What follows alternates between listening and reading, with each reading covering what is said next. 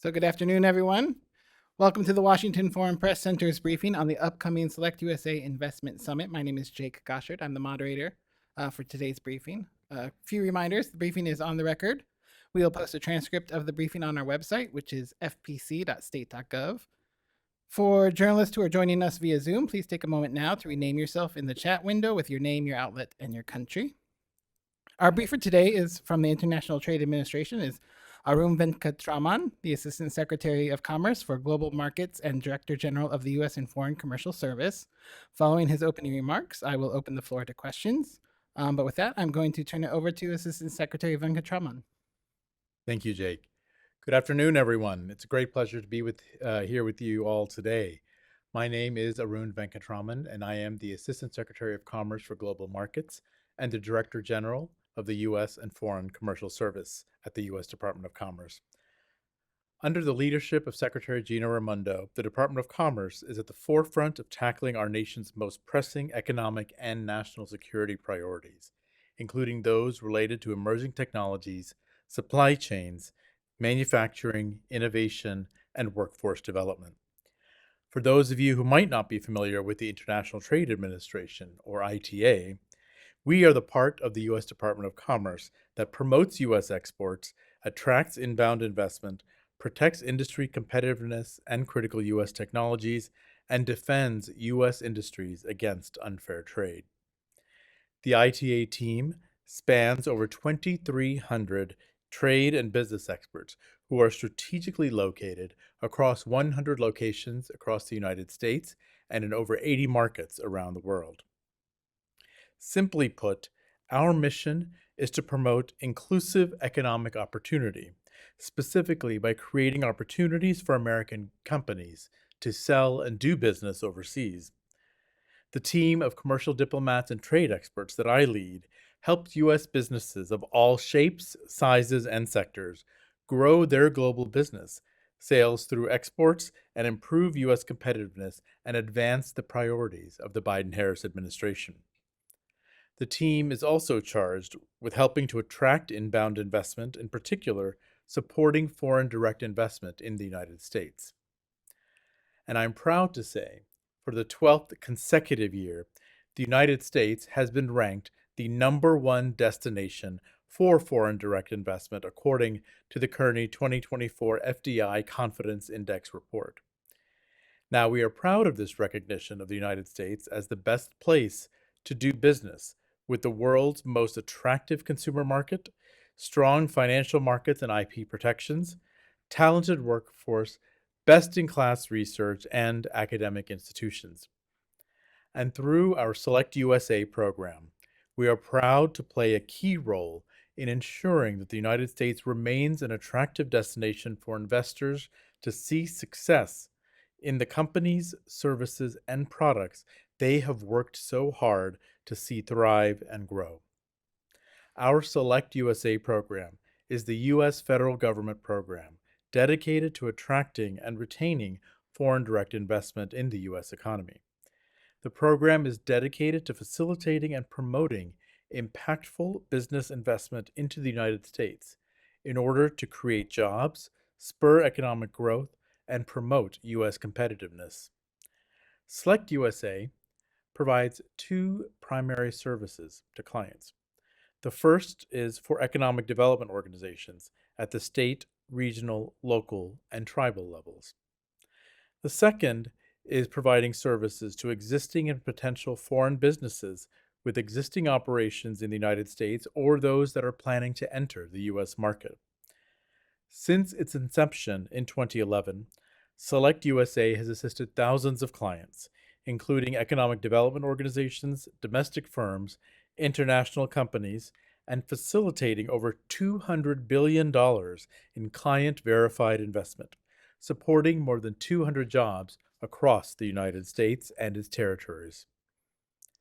To support that work and expand on the assistance provided, Select USA organizes the United States' premier event dedicated to foreign direct investment, the Select USA Investment Summit, which is just a few days away, which will be June 23rd to the 26th at the Gaylord National Resort and Convention Center in National Harbor, Maryland. just outside Washington, D.C. The Investment Summit plays a vital role in attracting and facilitating business investment and job creation by raising awareness about the wide range of investment opportunities in the United States and enabling necessary direct connections between investors and U.S. economic development organizations. Essentially, it gives these prospective investors an opportunity to date the states in one place, all under one roof. The Select USA Investment Summit typically draws more than 4,000 attendees and has directly helped generate more than $110 billion in new U.S. investment projects, supporting over 85,000 jobs across the United States and its territories. Now, allow me to give you a few highlights on what to expect over these upcoming 4 days. This year, the 2024 Select USA Investment Summit, we anticipate having nearly 5,000 attendees. That includes over 2,300 foreign investor companies that we expect to attend, representing over 90 foreign markets. And for the first time ever, we are incredibly proud to have all 56 U.S. states and territories participating in this investment summit. From those states and territories, we will have 11 U.S. governors, as well as the mayor of Washington, D.C. We will also have 6 U.S. cabinet members and senior White House officials participating. We will also be joined by over 20 chiefs of mission, including 18 U.S. ambassador-led delegations. The event will comprise over 140 speakers on our main stage and Academy breakout sessions. And we will have over 1,000 people attending from economic development organizations around the country. The Select USA Investment Summit will also be a platform for never-before-released announcements by foreign investors spanning multiple sectors, including semiconductors, pharmaceuticals, clean energy, and more. These companies will be detailing their investment and expansion plans in the United States. This year, Select USA anticipates more than $1 billion in investment deals to be announced at this event. Additionally, as some of you are aware, President Biden identified supply chain gaps as a vital economic security challenge in the earliest days of this administration. The Department of Commerce, through the Select USA program, has been prioritizing its work to attract investment into those critical sectors that meet this challenge by mitigating supply chain gaps, including in semiconductors, clean energy and batteries, critical minerals, and biopharma. Select USA is helping to build a resilient supply chain that delivers on President Biden's agenda to protect America's technological leadership for the coming decades, and we have diligently woven these topics into the Investment Summit agenda itself. Select USA continues to build on landmark legislation from this administration, including the CHIPS and Science Act, the Bipartisan Infrastructure Law, and the Inflation Reduction Act, to drive nearly $100 billion in investments in U.S. supply chains since the start of the Biden-Harris administration.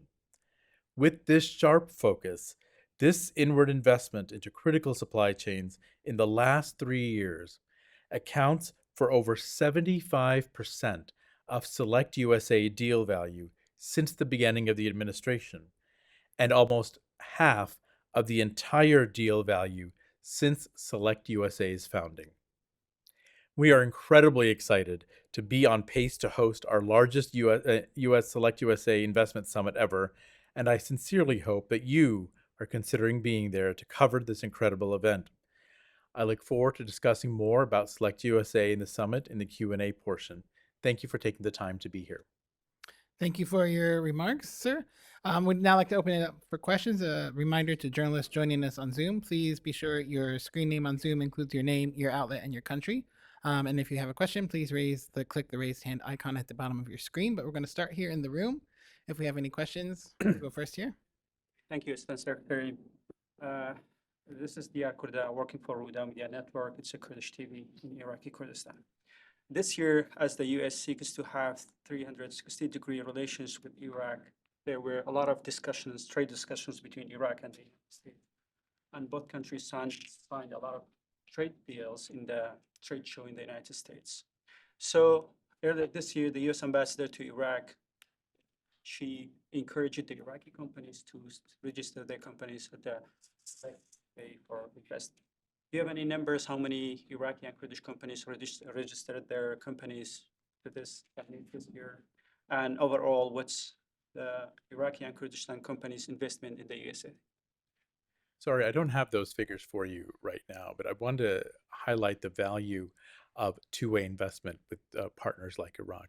We have seen whenever we work with our partners that the investments they make in the United States and the investments U.S. companies make in those countries are central to underlying the strategic relationships that we have. So we strongly support the participation in the investment summit, but I don't have the exact data for you right now. In this summit this year? I can't speak to that. And another question, as we are speaking of the foreign investment in the USA, I want to take the opportunity to ask about the US investment in Iraq and Iraqi Kurdistan. We know that there are a lot of US companies, oil companies that are working in the Kurdistan region oil sector. But due to the oil export stoppage, they faced a lot of challenges, and even it's been a year, more than a year, they can't do the work as operate as they did before. What's the Department of Commerce takeaway on that issue, and how are you engaging with the Iraq and Kurdistan region to resolve this issue? Sure. I would say that first and foremost, we work very closely with the government of Iraq to create the right environment for not just our oil companies, but for our companies across sectors to be able to contribute to Iraq's growth trajectory. So from where we sit, we address a number of barriers, a number of challenges to doing business in Iraq. We work very closely with the government to identify those sectors where we think there's potential for American companies to invest. We know that the needs in Iraq are deep. We know that the economic development policy priorities of the government are policy priorities that our American companies can contribute to. And so we continue to work with them to create the environment for our companies to be able to succeed there, because we know that when our companies succeed in Iraq, Iraq will succeed in achieving its objectives. Okay, we'll go over here first. Network in Brazil. On Monday, there is a panel in the summit with focus on the Western Hemisphere. But what can you anticipate here regarding that data and trends from foreign direct investment from this region, in particularly Brazil? You mentioned here 2,300 foreign investors in the summit. So from them, how many are from this region, specifically from Brazil? And adding here another question, if possible, particularly on Brazil, which sectors are in FDI's top list here in the US? So as we are still registering people to attend the summit, I don't have exact numbers for you, but I would say that the Western Hemisphere is our neighborhood. This is the area where we have the most free trade agreements. This is where the vast majority of our trade is around the world. And when it comes to investment, American investment in the hemisphere is historic. And as you know very well, American companies have been in Brazil for over 100 years and are part of the fabric of Brazilian society. And so we see Brazilian companies investing in the United States, including in sectors like clean energy, that really build on the strengths of these two economies that are complementary in ways that promote our shared objectives in areas like combating climate change.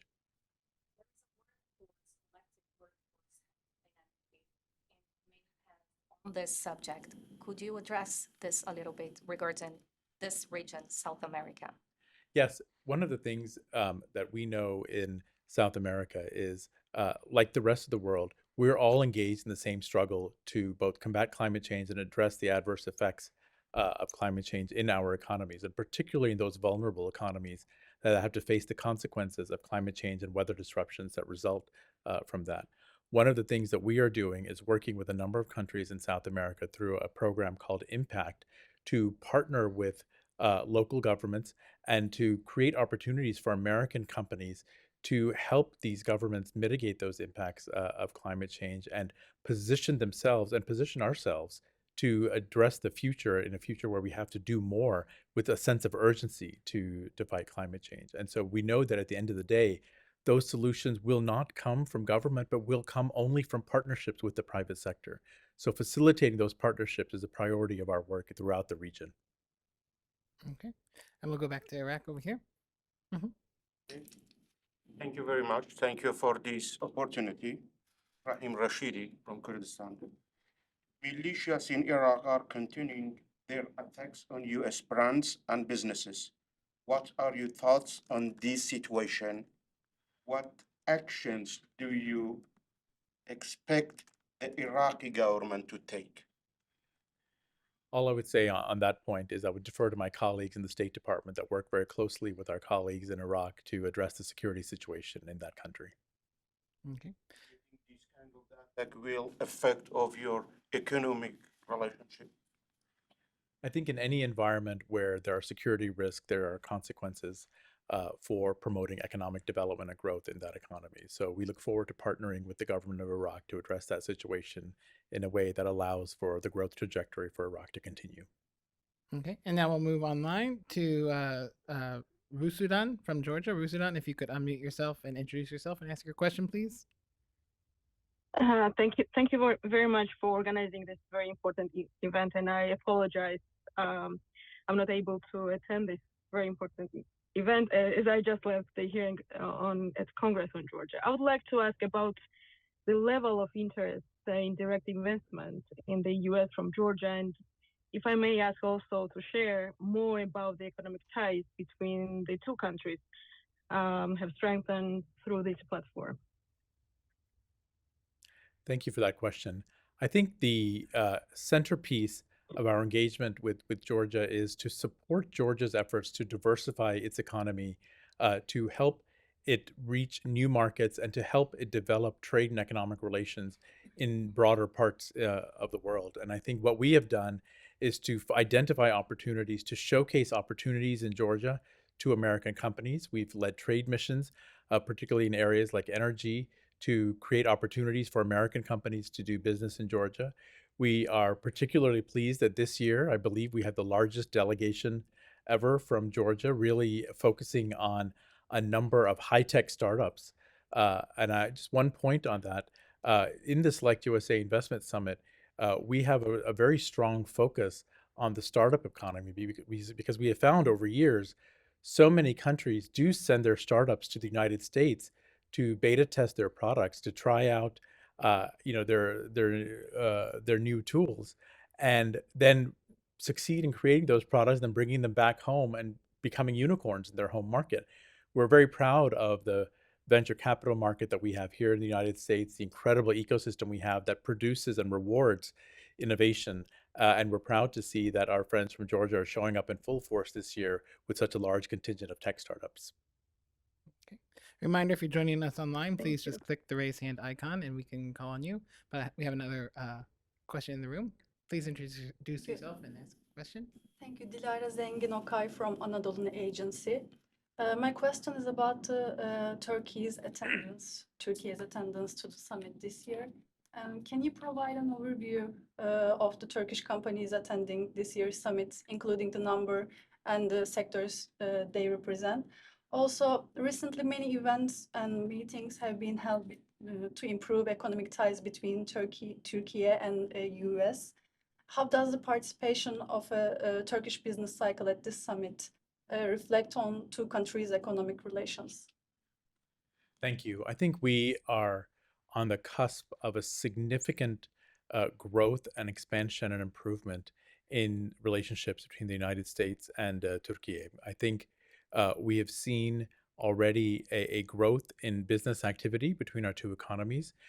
We are incredibly pleased that this year we anticipate having the largest delegation ever from Turkey to the summit. And I think when you look at that delegation and the composition of that delegation really speaks volumes about the depth of this economic relationship, because not only do you see Turkish companies in areas like pharmaceuticals and clean energy, but like as I mentioned, the key supply chain sectors that we need to address, but you also see them in traditional industries, whether it's metals or advanced manufacturing or glass. And I think what you see with that relationship is, you have a deep strategic relationship for over 7 decades between our two countries. And the commercial relationship has still so far to go to meet that potential. And so we're very excited about what we see in the next few years to really meet that potential, to build on what we see as an improvement in Turkey's economy going forward. And I think that will create more opportunities for U.S.-Turkish collaboration. Yes, Vietnam. So about the United States, Vietnam will send a big delegation to attend. And regarding the review process to recognize Vietnam as a market economies, so do you have any update information and how the decision will affect the Vietnam and US relation? Thank you. Thank you for that question. I have no updates to share, but I would just note that that is a process that is going through with our Commerce Department, and it is a quasi-judicial process based on an evaluation of factors laid out in American statutes. So that proceeding will conclude based on the analysis of those factors.